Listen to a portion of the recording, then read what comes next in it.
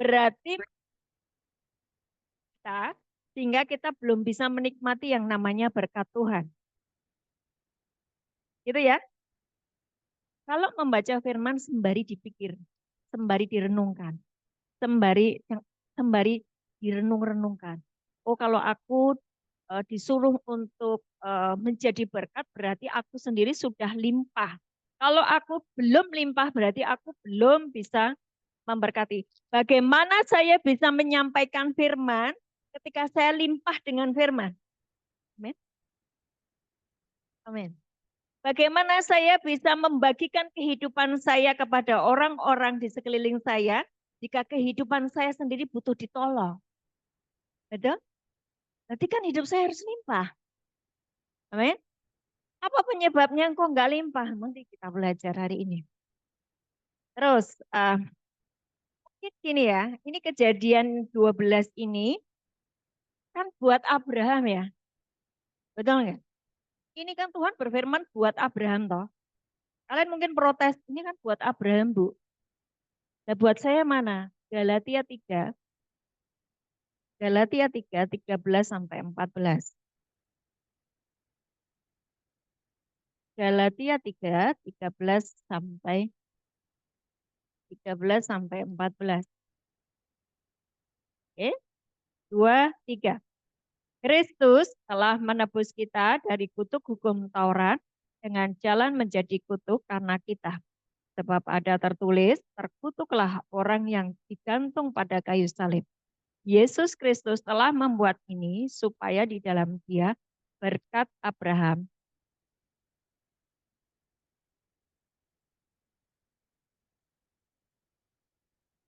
Jelas?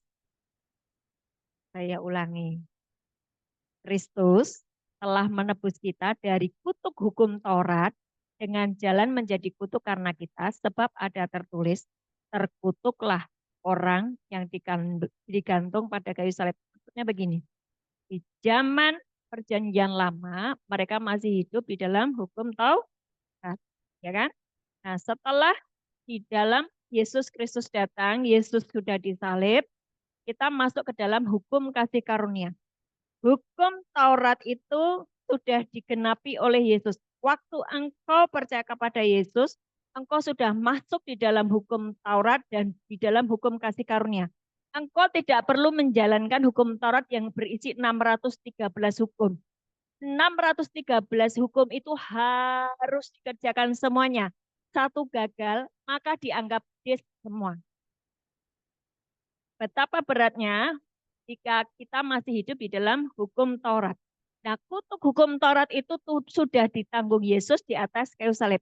Kenapa kutuk harus ditanggung? Supaya berkat turun. Bagaimana orang di sekelilingmu yang sengsara, tidak ada berkat, kayaknya hidupnya dalam kutuk. Nah, itu kutuknya belum selesai. Padahal dia percaya kepada Yesus Kristus, tapi kenapa kutuknya masih jalan? Ada sesuatu yang salah yang masih dia kerjakan. Dosanya mungkin sudah diampuni. Dosanya dia itu sudah diampuni di atas kayu salib. Tetapi terhadap dirinya sendiri dia belum berdamai dengan sesamanya. Dengan dirinya sendiri dia masih egois, dia masih kedagingan.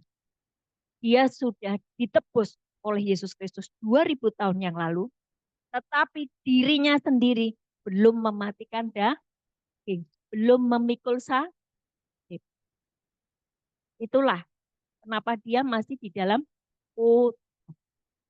Orang yang masih di dalam kutuk tidak bisa memberikan berkat, tidak bisa berbagi. Masih ada selubung, masih ada iblis yang mencegat itu untuk dia bisa mengerjakan sesuatu yang seharusnya dia bisa kerjakan. Nah, sekarang perhatikan 2 Korintus 6, 16 sampai 18. 2 Korintus 6.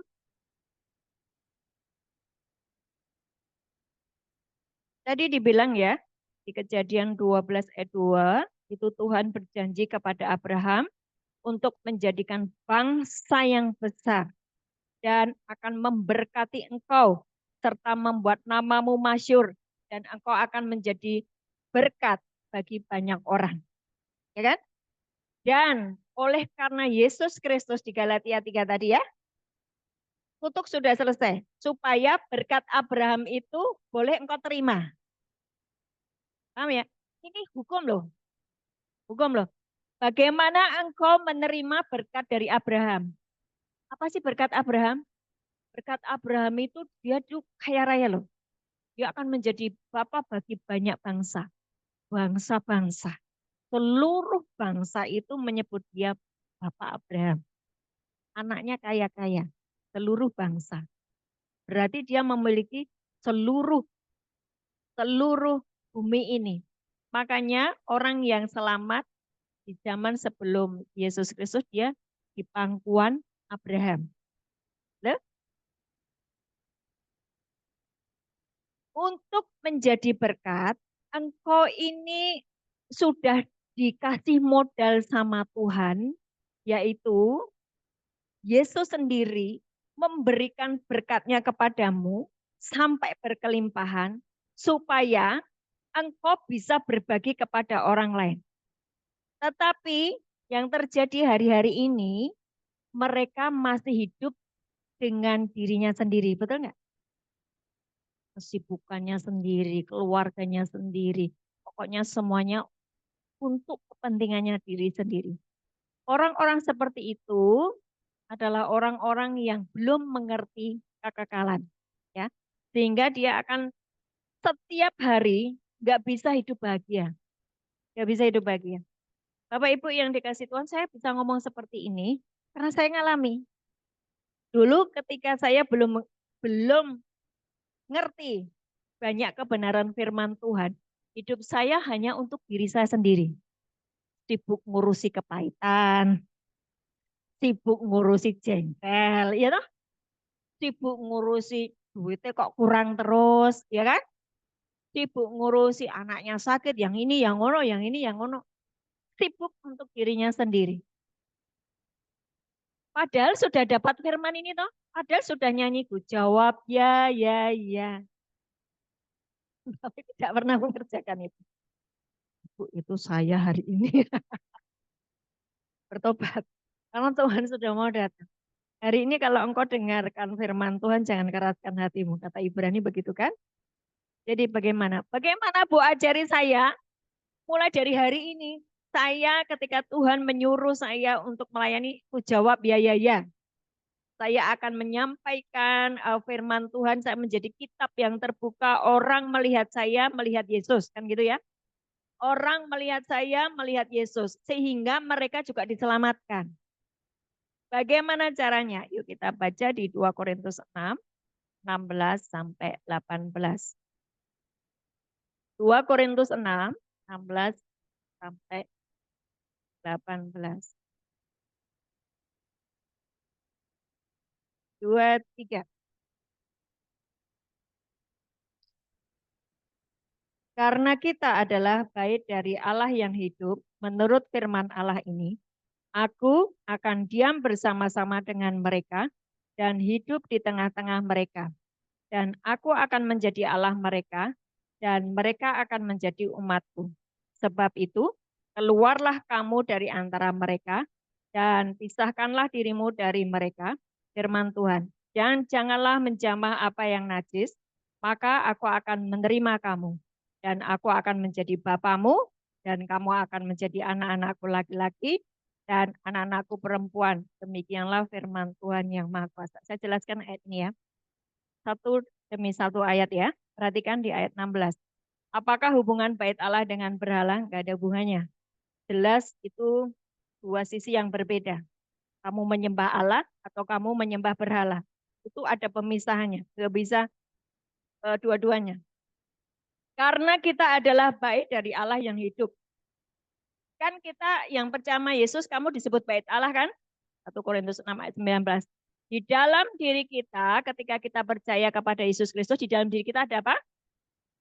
Roh Kudus. Waktu kita terima Yesus sebagai Tuhan dan Juru Selamat, di dalam diri kita ada Roh Kudus. Artinya bahwa kamu adalah bait Allah. Tempat Roh Allah bertata, namanya bait Allah. Tempat Roh Allah bertata itu namanya bait Allah. Coba lihat lagi ya. Apakah hubungan bait Allah dengan berhala? Karena kita adalah bait Allah. Kita adalah bait Allah. Dari Allah yang hidup menurut firman Allah. Firman Allah berkata begini. Aku akan diam bersama-sama dengan mereka. Oke? Dengan mereka. Terus, dan hidup di tengah-tengah mereka. Dan aku akan menjadi Allah mereka. Dan mereka akan menjadi umatku. Aku akan diam bersama-sama dengan mereka. Merekanya itu siapa? Aku akan diam bersama-sama dengan mereka. Merekanya siapa? Hah? Jawab. Kita. Salah. Aku akan diam bersama-sama dengan mereka. Bukankah kamu tadi sudah jadi bait Allah? Allah sudah diam di dalam kamu. Allah sudah diam di dalam saya. Terus Allah berkata, aku akan diam bersama-sama dengan mereka. Orang-orang yang kamu jumpai itu loh. Kan Allahnya sudah tinggal di dalammu. Ya kan? Merekanya bukan kita. Kita sudah menjadi bait Allah. Saudara ngerti ini? Dahsyatnya hidupmu loh. Jangan kau sia-siakan. Ngerti ya? Aku akan diam bersama-sama dengan mereka. Bukankah engkau disebut bait Allah? Artinya Allah sudah diam di dalammu. Terus Allah berkata, aku akan diam bersama-sama dengan mereka. Allahnya di mana? Di saya kan? Di dalam diri saya. Lewat hidup saya yang dipenuhi dengan roh Allah, orang-orang yang saya jangkau, mereka akan mengalami Allah yang saya sembah. Ayat itu ngomong begitu. Kalau kita ngerti firman ini, maka engkau dengan penuh kepercayaan diri untuk mempengaruhi mereka menyembah Allahmu.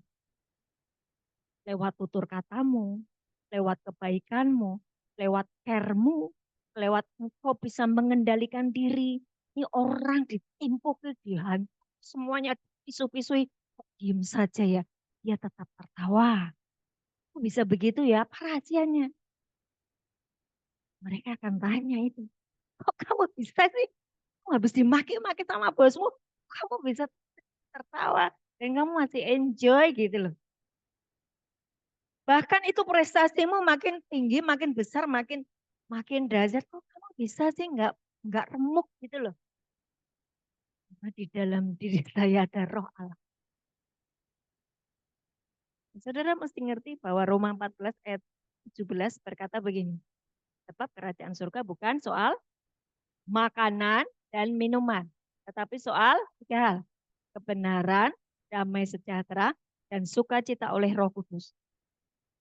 Engkau ini tetap menjadi baitnya ketika 3 hal tadi ada di dalam dirimu. Engkau hidup di dalam kebenaran. Apa tuh kebenaran? Firman Tuhan adalah kebenaran. Yohanes 17 ayat 17. Engkau hidup dengan damai sejahtera. Tidak ada konflik. Engkau harus mengampuni 7 kali 70 dalam sehari. Makanya dia dipisu-pisui, dimaki-maki sama siapapun. Happy saja. Karena dia mempertahankan koneksinya dengan kerajaan surga. Dia harus mempertahankan 3 hal tadi. Kebenaran, damai sejahtera, dan sukacita oleh Roh Kudus. 3 kabel ini harus nyolok ke atas. Itu tandanya bahwa dia masih terhubung dengan kerajaan surga. Itulah yang membuat setiap orang itu berbeda. Ketika dia mempertahankan kebenaran, damai sejahtera, dan sukacita oleh Roh Kudus. Dia tetap mempertahankan koneksinya dengan Bapanya di surga. Dia tetap mengerti bahwa di dalam diriku ada Roh Kudus. Roh Kudus yang mengajari aku untuk mengampuni. Roh Kudus yang mengajari aku untuk menghormati. Roh Kudus yang mengajari aku untuk hidup di dalam kekudusan. Roh Kudus. Roh Kudus yang terus mengajar aku untuk bersukacitalah senantiasa. Gitu ya. Nah, ketika engkau dalam kesadaran seperti itu, hidupmu happy.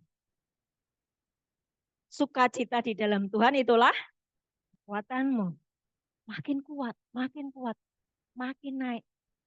Ini yang di kantor-kantor ini bagaimana sih caranya kamu memiliki yang namanya karir yang semakin naik? Pertahankan 3 ini. Sukacita di dalam Tuhan. Jangan sebentar-sebentar dimaki kamu baper. Resign aja lah. Cari kerja itu sekarang susah loh. Sebentar-sebentar pengen resign. Nanti aku di tempat lain akan cari kerjaan di tempat yang aku dibutuhkan. Aku tahu aku pasti dibutuhkan. Belum tentu kali. Karena Tuhan mengizinkan peristiwa itu sebetulnya untuk mencabut kesombonganmu. Untuk mencabut aroganmu. Mencabut kemalasanmu. Mencabut delaymu. Mencabut kebenaranmu diri sendiri belum. Ya, kau punya yang namanya penguasaan diri. Kau punya yang namanya kasih, sukacita, damai sejahtera. Buah-buah roh itu muncul. Jika engkau memang sudah ditaruh di tempat ini, bertahanlah di sini. Sampai Tuhan memanggilmu atau sampai pensiun, kan gitu ya. Gak usah pindah-pindah. Di tempat ini, kecuali kalau nanti bosmu, aku tak taruh di sana ya, di Jepang sana ya. Jadi direktur di sana, kecuali begitu. Ya kan? Haleluya. Tuh, ayo mesti berimajinasi yang tinggi-tinggi dong. Ya, oke. Ayatnya tadi 2 Korintus 6 ayat 16 sampai 18. Aku akan diam bersama-sama dengan mereka dan hidup di tengah-tengah mereka dan aku akan menjadi Allah mereka dan mereka akan menjadi umatku. Oleh karena engkau tadi mau menjadi bait Allah. Enggak. Yang percaya Yesus di dalam dirinya ada Roh Kudus. Roh Kudus itu diam di dalammu. Roh Kudus itu ingin setiap hari diajak ngobrol. Setiap pagi, mulai hari ini ya, mulai hari ini keluar dari kantor ini. Jangan pernah mengerjakan tugas-tugasmu sendirian. Stres. Roh Kudus, aku punya masalah seperti ini, ajari aku, beri aku hikmatmu, ajari aku. Malaikat Tuhan, utuslah malaikat-malaikatmu untuk menolong aku mengerjakan tugasku ini sehingga tidak stres. Ada kekuatan ilahi yang kau aktifkan. Dan itu pasti tolong. Amin. Oke. Sebab itu, keluarlah kamu dari antara mereka, pisahkanlah dirimu dari mereka, firman Tuhan, dan janganlah menjamah apa yang najis. Maka aku akan menerima kamu, dan aku akan menjadi bapamu, dan kamu akan menjadi anak-anakku laki-laki, dan anakku perempuan. Demikianlah firman Tuhan yang Maha Kuasa. Bapak Ibu, kalau engkau tahu kebenaran firman ini, sangat mudah engkau akan menjadi berkat bagi orang-orang di sekelilingmu. Nomor satu tadi, berkat Abraham sudah dicurahkan kepadamu. Ya kan? Kejadian 12 tadi, yang ayat 2, bahwa Tuhan berjanji kepada Abraham untuk menjadikan kamu bangsa yang besar. Tidak hanya Abraham, tetapi kita semuanya yang percaya sama Yesus, berkat Abraham itu turun atas kita. Katakan amin. Nah, orang yang percaya kepada Yesus, berkat Abraham itu turun padanya. Apa itu berkat Abraham? Engkau akan diberkati, engkau akan dibuat namamu masyhur, dan engkau akan menjadi berkat. Kuncinya kan ini dulu kamu tahu. Setelah engkau tahu janji Tuhan, ini janji Tuhan. Hiduplah dari janji-janji Tuhan. Maka engkau nggak akan stres. Bagaimana saya berdoa buat istrinya siapa tadi? Erik. Enggak ada virus. Tuhan udah janji, aku tidak akan menimpakan sakit penyakit manapun yang kutimpakan atas Mesir. Keluaran 15. Oh, kenapa saya bisa ngomong seperti itu? Dalam diri saya ada firman, penuh dengan firman. Maka ketika saya bertemu dengan orang, saya tinggal menyampaikan firman itu. Dan firman yang saya ucapkan tidak akan kembali dengan sia-sia. Akan mengerjakan sesuai firman tadi. Lah kalau kamu tidak punya firman, bagaimana kamu mau menjadi berkat buat dia? Sakit, ya wis nanti tak jenguk ya. Di ruang mana? Jangan begitu-begitu terus hidup. Engkau itu anak Allah yang punya kuasa dan otoritas. Pakai kuasa otoritasmu untuk membuat orang yang sakit jadi sembuh. untuk membuat mujizat-mujizat. Hari ini kalau engkau tidak penuh dengan mujizat, kalau engkau hidup tidak supranatural, stres enggak? Stres, Bu. Harga-harga semuanya mahal. Kita jadi roh jali dan roh halus. Tambahan ada lagi roh halus loh. Apa tuh? Rombongan hanya ngelus-ngelus. Ya kan? Semuanya mahal. Sayang gitu loh kalau kita beliin. Tapi kalau engkau ngerti, berkat Abraham itu turun kepadamu. Hmm, mungkin mungkin ada yang belum paham ya. Gimana sih Bu? Bagaimana dari saya? Bapak Ibu, engkau punya janji-janji Tuhan. Janji-janji Tuhan itu engkau sampai hafalkan. Kau deklarasikan, kau ucapkan. Ini udah nemplek di sini gitu loh.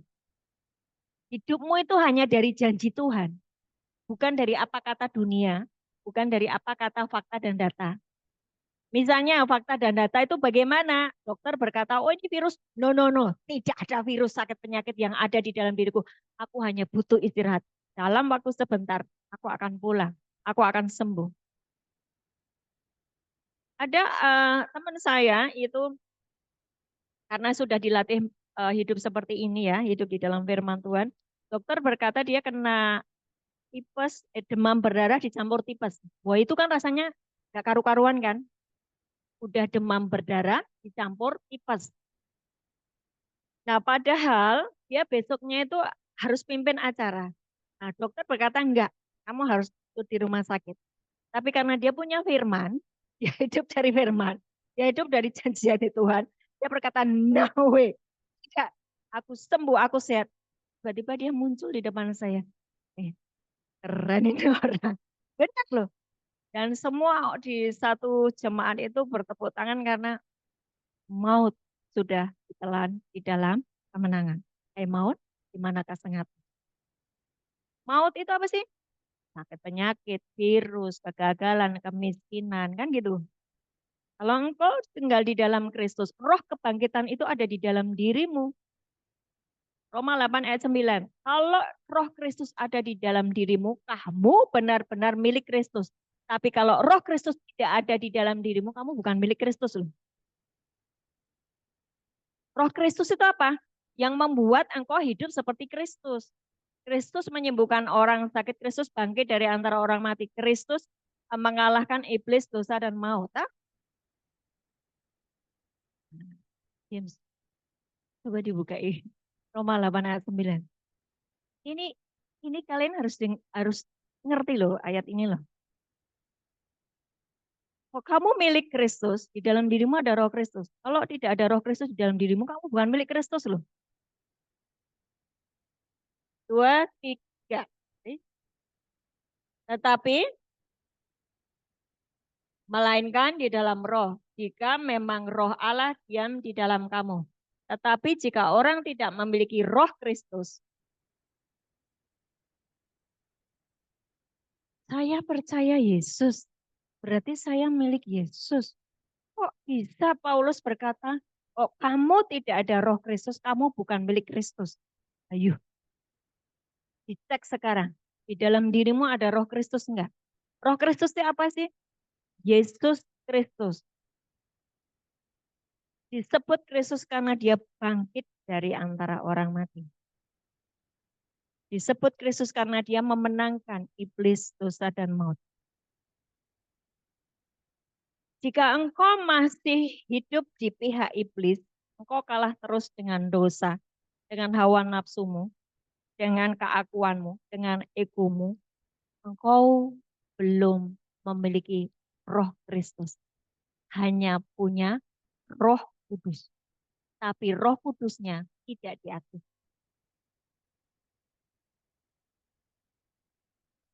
Kalau di dalam dirimu ada roh Kristus, kamu akan mengerjakan yang Kristus kerjakan.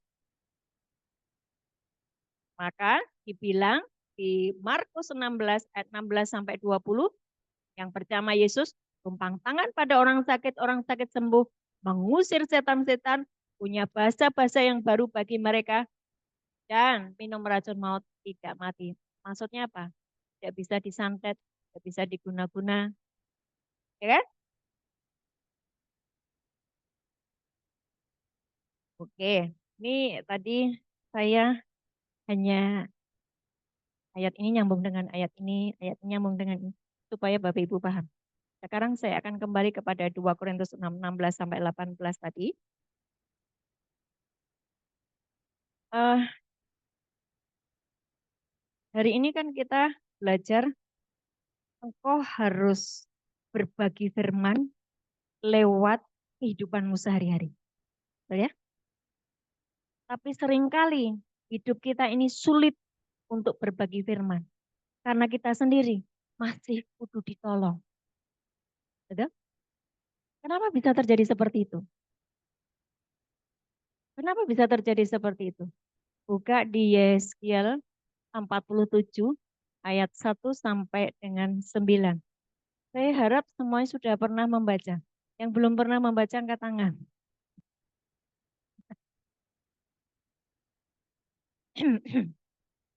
Ada yang belum pernah baca? Jadi ini Yeskiel mendapatkan penglihatan. Ya. Kemudian ia membawa aku kembali ke pintu bait suci. Bait suci tadi kalau di dalam perjanjian baru kita ya. Betul ya?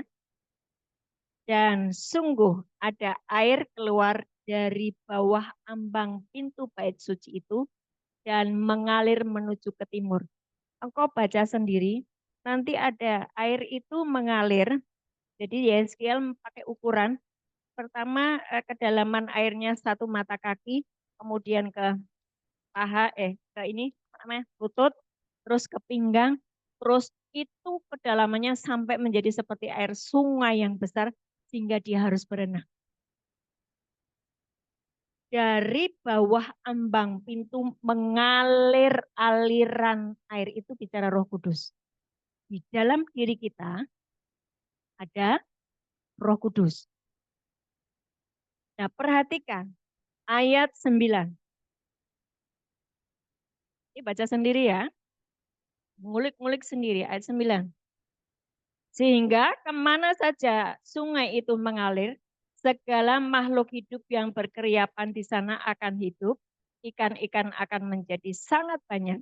Sebab kemana saja air itu sampai, air laut di situ menjadi tawar, dan kemana saja sungai itu mengalir, semua di sana hidup. Sudah perhatikan? Waktu engkau mau menjadi bait Allah, engkau mengizinkan Roh Kudus diam di dalammu. Itu di Yohanes 14 ayat 23 itu ngomong kayak gini. Kalau engkau mengasihi aku, engkau menuruti firmanku, dan kami akan diam di dalam kamu. Nyambung kan? Nyambung enggak? Kalau engkau mengasihi aku, engkau menuruti firmanku, dan kami itu siapa? Bapa, Putra, Roh Kudus, diam di dalam kamu. Berarti kan kamu memang bait Allah toh? Dari dalam dirimu mengalir aliran-aliran air kehidupan. Yohanes 7 ayat 38. Yohanes 7 ayat 38. Ini saya mau bukain ayat-ayat ini supaya Bapak Ibu ngerti bahwa itu harus kamu alirkan supaya orang-orang yang ketemu dengan engkau, mereka hidup, ekonominya hidup, kesehatannya hidup, keluarganya hidup, anak-anaknya pandai cerdas, berhasil. Men, semuanya hidup. Sebab ada engkau yang mau menjadi bait Allah.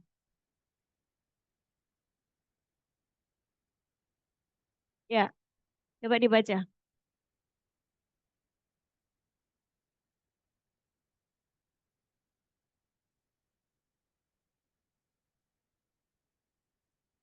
Yang dimaksudkannya ialah roh yang akan diterima oleh mereka yang percaya kepadanya.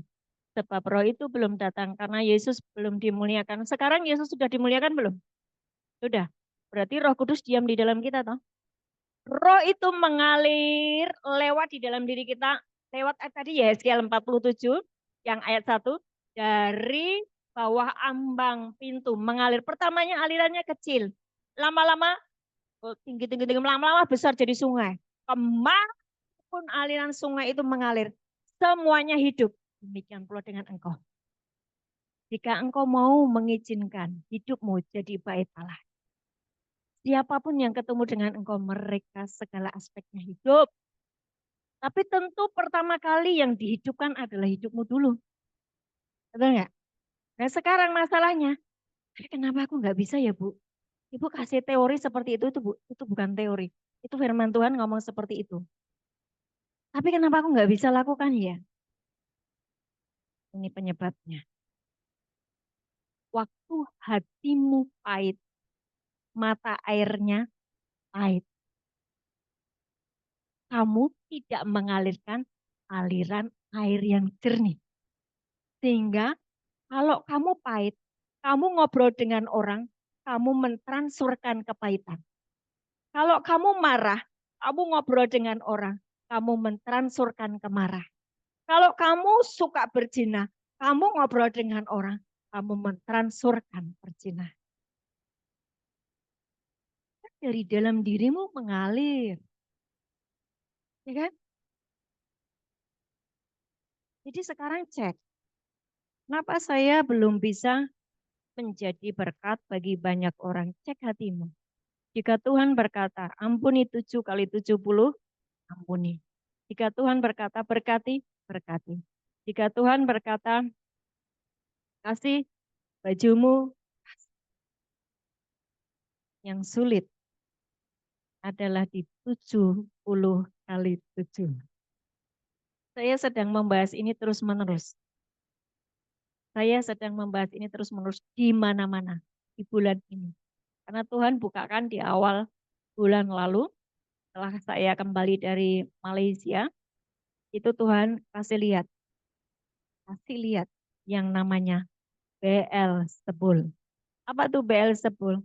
Adalah setan yang berbentuk lalat. Saudara kalau punya luka di dalam tanganmu, koreng, lalat-lalat akan berkerumun di dalam situ, betul? Meninggalkan yang namanya belatung-belatung, telur-telur belatung. Sehingga itu luka kalau kamu nggak balut akan menimbulkan infeksi. Tetapi sama dengan ketika kamu sakit hati dan kamu tidak mau taat sama firman Tuhan yang berkata ampuni. Tuhan berkata 70 kali 7. Kenapa? 70 kali 7 supaya tidak ada luka sekecil apapun di dalam dirimu. Sehingga kamu buka akses iblis itu masuk dalam dirimu. Lalat. Ya namanya Beelzebul. Waktu hatimu luka, baik itu luka masa lalumu masih kamu bawa-bawa terus.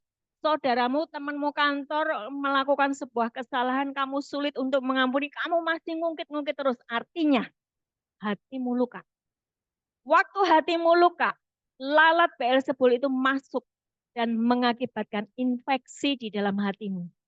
Makanya timbul yang namanya kepahitan, jadinya kanker. Busuk, membusuk. Karena apa? Tadi yo tidak mau sembuh. Oleh karena trauma, luka, dikhianati, difitnah, disakiti. Semuanya. Itu kenapa Tuhan menyuruh kita mengampuni 70 kali 7. Supaya hatimu tetap sehat, sembuh, bersih, murni. Karena dia mau tinggal di dalam hatimu. Dia nggak mau tinggal di tempat yang sakit. Kalau toh kamu hari ini sakit, dia mau sembuhkan. Tapi yang dia mau adalah engkau mengerjakan perintah. Ampuni saja. Ketika engkau mengampuni keuntungan di dirimu. Dia memang tidak diuntungkan. Nanti pembelajarannya kan Tuhan yang berat. Yang untung adalah engkau. Apa? Engkau tetap mempertahankan 3 kabel tadi loh. Hidup dalam kebenaran, damai sejahtera, sukacita. Sukacitamu nggak hilang. Tapi kalau kamu dendam, bisa nggak sukacita? Nggak bisa. Nggak bisa. Isinya cuma muring-muring. Ya kan? Enggak. Hari ini sukacita ya. Putuskan untuk mengampuni ya. Enggak ada konflik-konflik di antara kalian ya. Apalagi sama-sama anak Tuhan. Ya, kalian itu sudah dipanggil untuk jadi berkat. Porsi berkat itu besar banget. Makanya anak-anak Tuhan itu biasanya kan spesifik ya, beda ya. Integritasnya, kecerdasannya. Karena berkat Abraham tadi taruh di dalam dirimu. Oleh karena Yesus Kristus. Beda, anak-anak Tuhan itu beda. Betul? Nah sekarang siap untuk diutus kemana-mana? Bu jawab, ya, ya. Bu jawab, ya, ya. Siapa yang milih lagu ini? Ayo. Ya kan?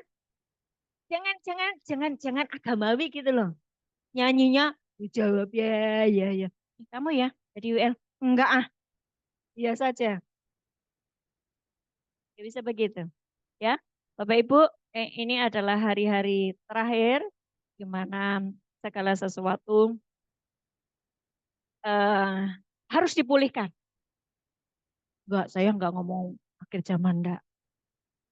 Harus dipulihkan. Bagaimana segala sesuatu harus dipulihkan lewat hidupmu. Yang mau berbagi firman lewat kehidupanmu sehari-hari. Engkau menjadi kitab yang terbuka. Dibaca oleh banyak orang. Engkau mengalirkan aliran kehidupan sehingga mereka hidup. Kenapa engkau tidak bisa mengalirkan aliran kehidupan? Istrimu tetap pahit dengan dirimu. Suamimu tetap pahit dengan engkau. Anak-anakmu membenci orang tuanya. Kenapa pahit? Karena engkau masih pahit. Kau nggak mau sembuh dari luka.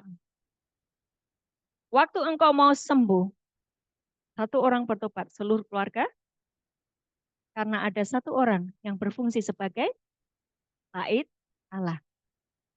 Aku akan menjadi Allah mereka. Karena engkau mau menjadi bait. Saudara diberkati hari ini. Gak usah banyak-banyak ya.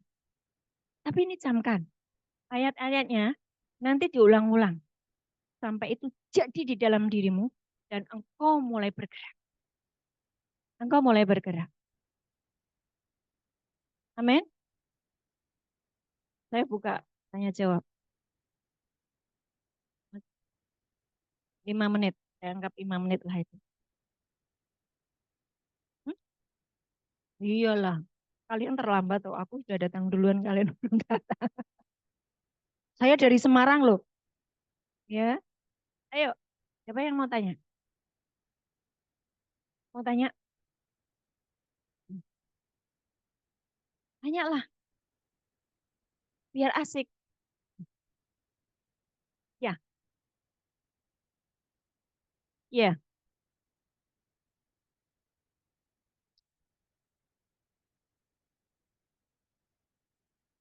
Bagaimana melihat saya sudah mengampuni atau belum? Waktu saya berhadapan dengan orang yang suka membawa konflik, saya bisa berkata, I love you sayang. Bukan saya melengos lari, ketemu sama dia. Rasanya enggak deh. Itu artinya engkau belum mengampuni. Tapi ketika engkau berhadapan dengan orang yang menyakitimu, kamu itu bisa happy gitu loh. Sudah lupa dengan apa yang pernah dia ucapkan. Saya tuh sudah lupa dengan semua yang pernah terjadi di masa-masa lalu. Sekarang itu saya hidup di dalam hari ini dan besok. Bagaimana saya bisa memiliki hati seperti itu? Suatu saat Tuhan menegur saya dan dia berkata begini, kenapa kamu membenci dia? Karena dia setiap kali selalu menyakiti saya Tuhan. Saya kasih tahu, Tuhan itu berkata begitu. Saya kasih tahu ya, aku mencintai dia. Aku mati buat dia. Kenapa kamu tidak bisa mengasihi dia? Aku mati loh buat dia. Aku cinta sama dia.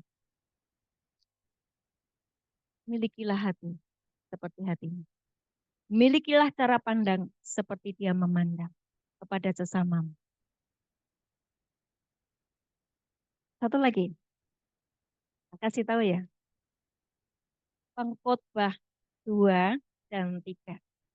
Ini mungkin akan membantu Bapak Ibu untuk menghadapi hari-hari yang menyakitkan.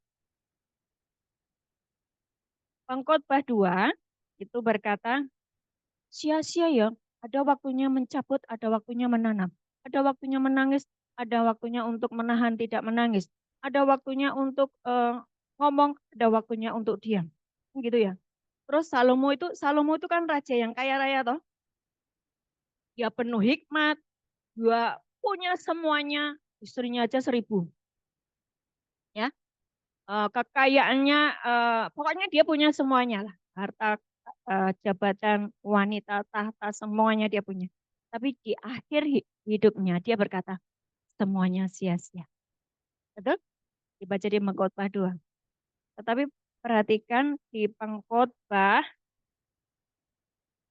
3, segala sesuatu indah pada waktunya ketika dia mengetahui kekekalan. Di ayat berapa ya? Pengkhotbah 3, ayat 11 ya. Dia membuat segala sesuatu indah pada waktunya. Kalian sering memakai ayat ini toh untuk menghibur dirimu sendiri toh, tapi nggak indah-indah toh hidupmu. Kasih rahasia. Hari ini saya itu menghadapi setiap hari itu indah bersama suami saya. Indah. Setiap hari itu saya merasakan makin indah. Karena apa? Ayat berikutnya. Ayat berikutnya. Akut yang tadi yang 11. Ia membuat segala sesuatu indah pada waktunya, bahkan ia memberikan kekekalan di dalam hati mereka. Ketika saya tahu artinya kekekalan, maka setiap hari saya merasakan hidup saya indah.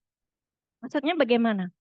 Ketika saya disakiti, saya hanya mengerjakan firman Tuhan, dan selanjutnya kan pembalasan ada di pihak Tuhan toh. Udah lakukan aja itu. Itu kamu happy loh.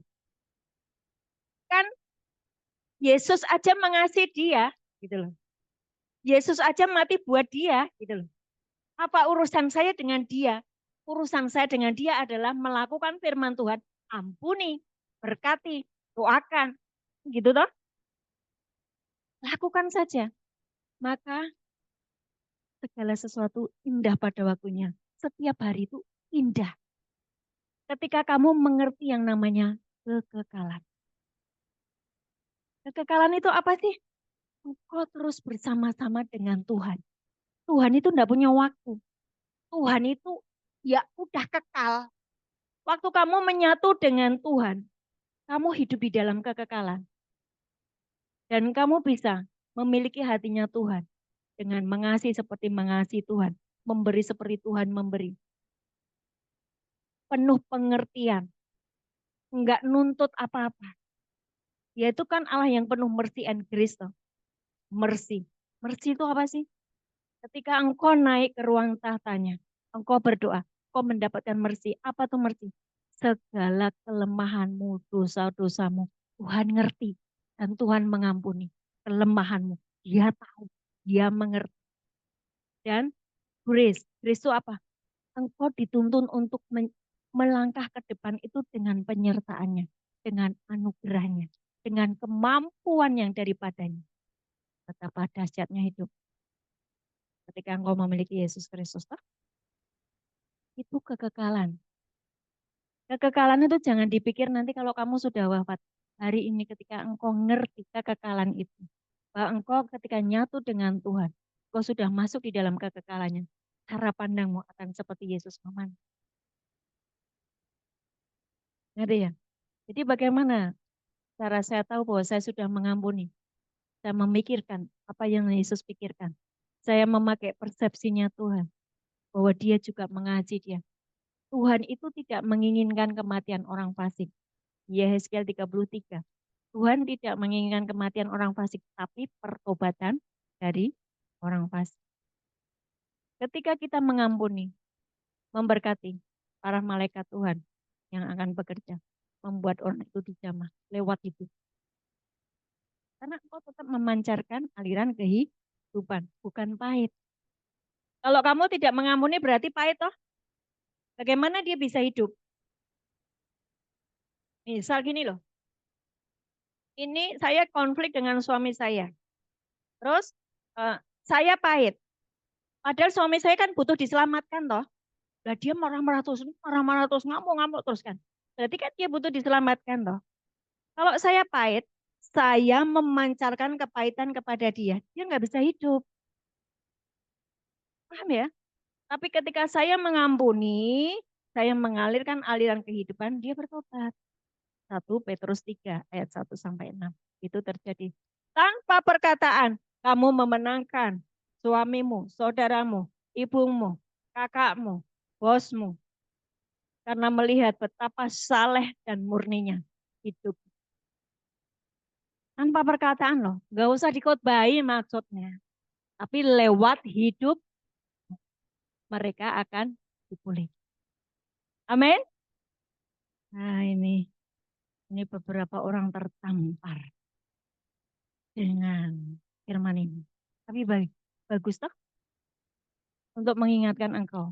Engkau dipanggil untuk menjadi Tuhan Yesus memberkati. Mari bangkit berdiri. Kita akan tutup dengan doa langsung ya. Apa gimana?